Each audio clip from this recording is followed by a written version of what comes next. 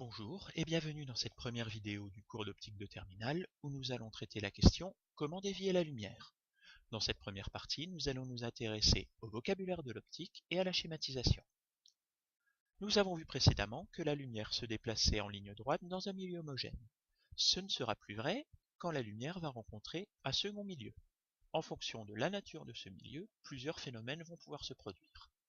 La lumière issue d'une source lumineuse, le soleil ou une lampe, se nommera lumière incidente.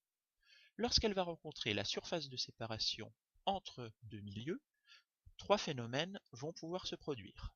En fonction de la nature du second milieu, l'un de ces phénomènes sera prépondérant. Premier cas, si la lumière rencontre un objet opaque, une feuille de papier par exemple. La lumière sera alors renvoyée dans toutes les directions. Nous sommes en présence du phénomène de diffusion et nous parlerons de lumière diffusée. Ce phénomène ne sera pas étudié dans le cadre de ce cours.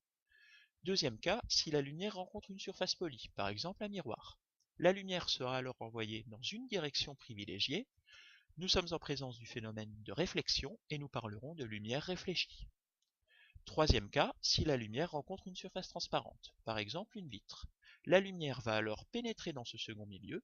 Nous sommes en présence du phénomène de réfraction et nous parlerons de lumière réfractée.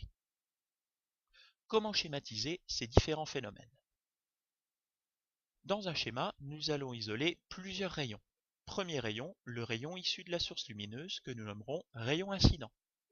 Celui-ci évolue dans un milieu 1, caractérisé par son indice de réfraction que nous appellerons N1. Ce rayon va rencontrer la surface de séparation en un point que nous nommerons point d'incidence. À partir de ce point, nous pourrons tracer une droite perpendiculaire à la surface de séparation que nous nommerons normale. Entre ce rayon incident et cette normale, nous allons mesurer un premier angle que nous nommerons angle d'incidence. Un deuxième rayon que nous allons observer sera le rayon réfléchi. Entre ce rayon réfléchi et la normale, nous allons pouvoir mesurer un deuxième angle qui va s'appeler angle de réflexion. Un troisième rayon va s'appeler le rayon réfracté. Celui-ci évoluera dans le milieu 2 d'indice de réfraction N2 et nous pourrons mesurer un troisième angle que nous nommerons angle de réfraction. C'est tout pour le vocabulaire et la schématisation. Dans une prochaine vidéo, nous étudierons les lois qui vont régir ces différents phénomènes. Merci de votre attention.